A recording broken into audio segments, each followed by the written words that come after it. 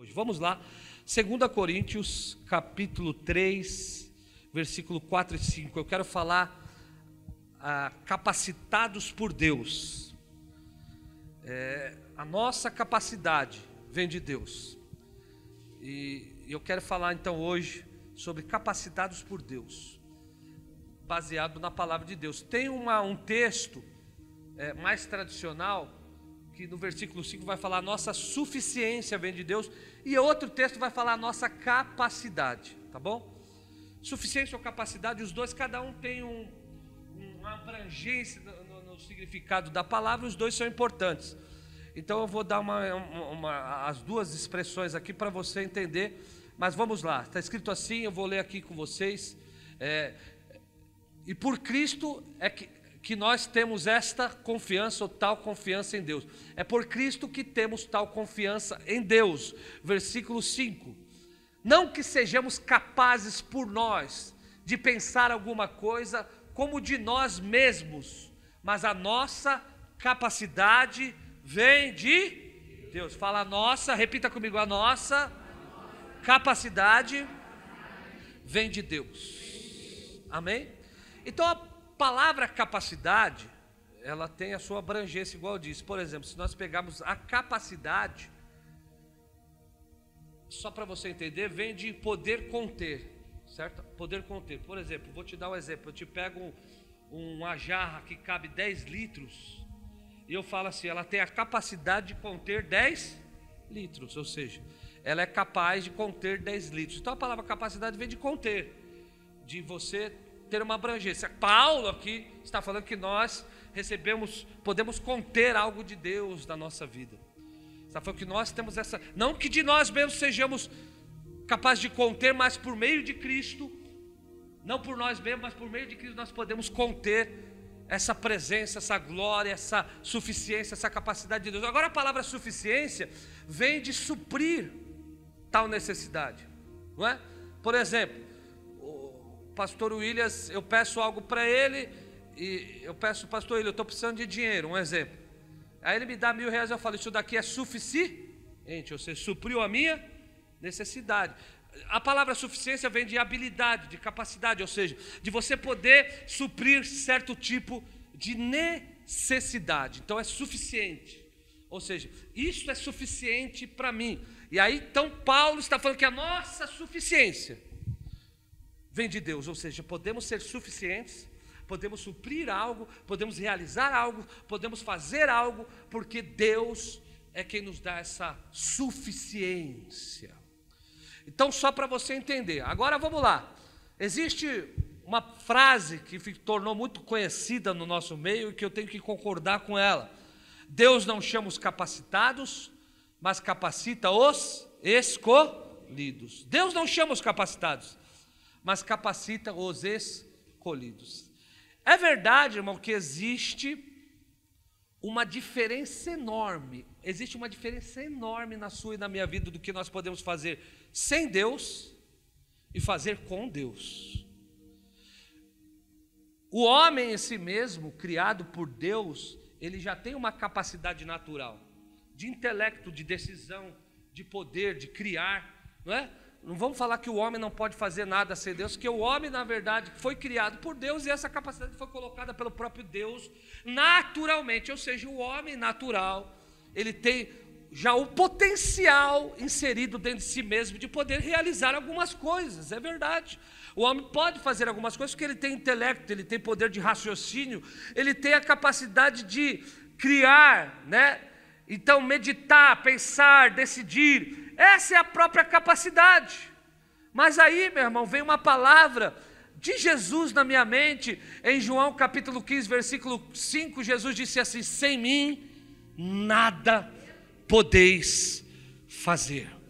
Quando ele fala sem mim nada podeis fazer, ele está falando o seguinte, aleluia, que nós só podemos realmente frutificar algo que vai impactar essa terra por meio de Cristo. Assim como uma árvore, se ela for arrancada da terra, ela não pode mais viver, porque ela foi arrancada da terra. Assim também nós, se nós formos arrancados de Deus, não podemos realizar nada, fazer nada, conseguir nada e atingir nada. É por isso que Jesus disse: sem mim nada podeis fazer.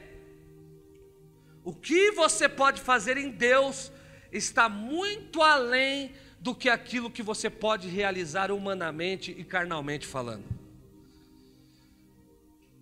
Por exemplo, sem Deus eu ando 1 milha, com Deus eu posso andar 1000 milhas.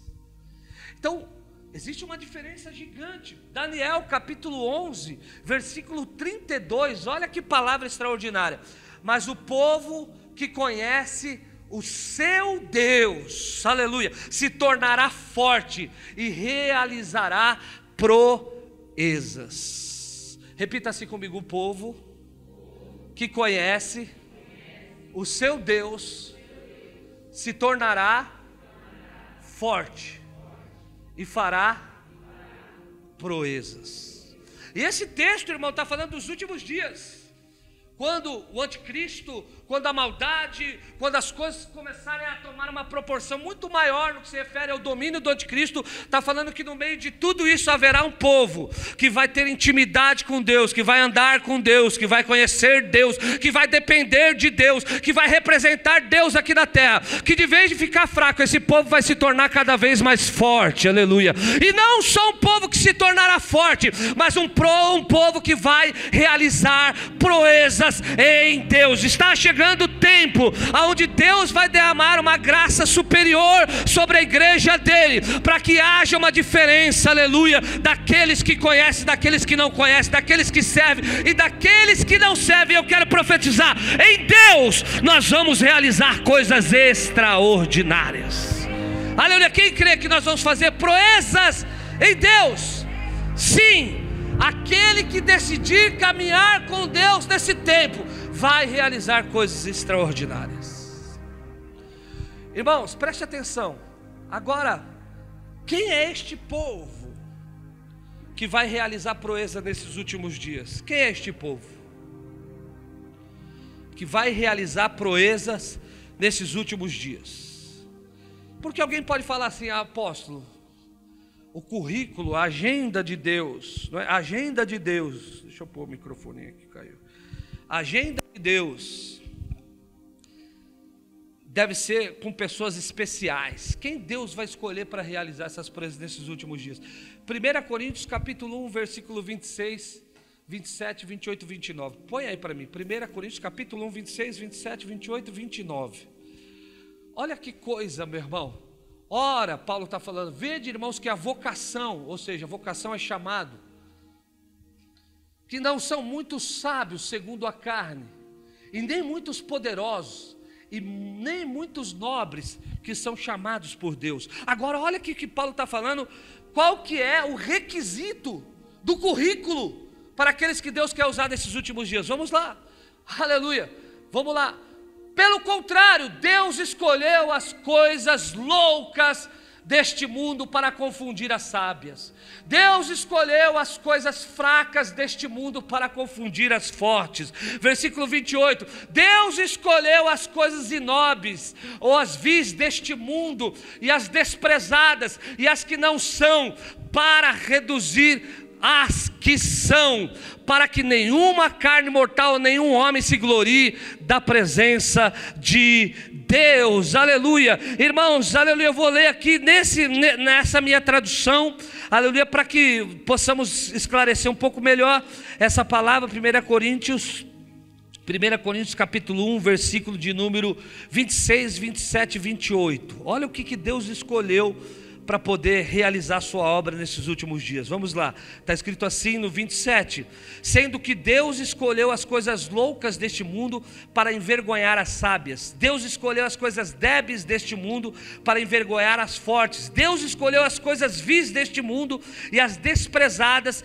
e as que não são, para anular as que são, a fim de que nenhuma pessoa ou nenhuma carne se glorie perante Deus. Agora, quem Deus está chamando para realizar coisas extraordinárias?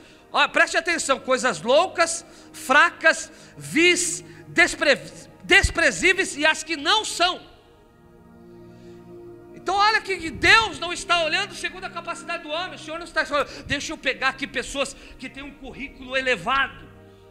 Paulo está falando, olha que Deus, poucas são as pessoas intelectualmente capacitadas, que já têm uma aptidão natural, que Deus vai escolher, mas o Senhor, nesses tempos, está procurando coisas loucas, fracas, vis, desprezíveis, e as que não são, para confundir aquelas que são. Significando o quê? Que Deus não está olhando naquilo que o homem é capaz de fazer sem Ele. Deus está procurando gente fraca, Deus está procurando gente louca, Deus está procurando gente desprezível, Deus está procurando aqueles que não são, porque Ele não depende do homem para realizar aquilo que Ele vai realizar, para que ninguém se glorie, para que todo mundo saiba que o Senhor pega aquele que é nada, Ele pega aquele, aleluia, que Ele escolheu, e Ele não escolhe os capacitados, mas Ele capacita os escolhidos. Agora a minha pergunta para você é: você se enquadra em algum desses requisitos? Você se sente fraco? Você se sente desprezado? Você se sente que não é capaz? Bom, no currículo da agência empregadora de Deus, essas são as qualificações que Ele está esperando do homem. Porque alguém pode dizer: não, apóstolo, eu não posso ser esse povo forte, porque olha que o texto diz: o povo se tornará forte, e realizará proezas em Deus. Sabe, porque muitas vezes nós pensamos assim: não, Deus está procurando gente do alto padrão, não é? Qualquer empresa hoje que vai selecionar um empregado, procura o mais qualificado, o que tenha mais indicações. Agora o reino de Deus está ao contrário. Ele está olhando os fracos, Ele está olhando os incapazes, Ele está olhando alguém que diz que não tem força, Ele está olhando alguém que alguém despreza e não dá nada. Ele está lá do céu chamando e dizendo: se você se entregar completamente para mim, e através eu vou levantar você do nada e vou fazer algo extraordinário na tua vida. Deus chamou homens comuns para realizar coisas extraordinárias. Aleluia! Irmãos, preste atenção. Deus, repita-se comigo: Deus chamou homens comuns para realizar coisas extraordinárias. Deus usa gente comum, irmão. Deus usa gente simples. Deus usa pessoas normais. Sabe que nós temos, até essa palavra é errada, heróis da fé. Não existe heróis da fé, porque Deus não chamou heróis. Deus chamou fracassados. Deus chamou, irmãos, existe uma preposição de uma interpretação sobre a seguinte questão: e se essa pessoa não tivesse sido escolhida por Deus? Por exemplo, Davi. Tira Deus chamando Davi de trás das ovelhas, e Davi não seria mais do que um pastor. Tira Jesus deixando de chamar Pedro, e ele não seria mais do que um pescador. Tira Jesus deixando de chamar Mateus, e ele não seria mais do que um cobrador de imposto e um corrupto que ia se perder, como já estavam todos perdidos naquela época nessa questão.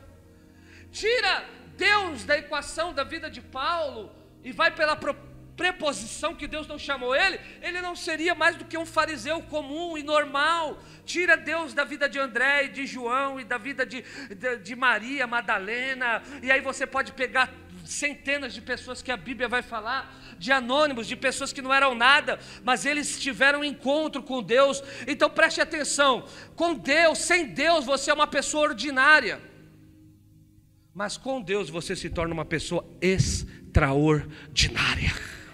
Deus te chamou para ser além do ordinário, do comum, do normal. É verdade, com Deus todo mundo é ordinário. Não é porque essa palavra ordinária pegou até uma forma pejorativa, né? Você é um ordinário, mas ordinário é comum, é do meio, é igual. Ordinário é aquilo que está dentro do padrão. Mas eu quero te falar: Deus te chamou para você ser extraordinário. Aleluia. Repita comigo: eu vou de ordinário para extraordinário. O extra de Deus é extraordinário. O Senhor vai fazer você além do que você é capaz. Os teus pés podem chegar até o lugar, mas os teus joelhos te levarão muito além do que os teus pés podem te levar. A tua vida com Deus, a unção de Deus na sua vida vai te levar muito além do que você poderia chegar.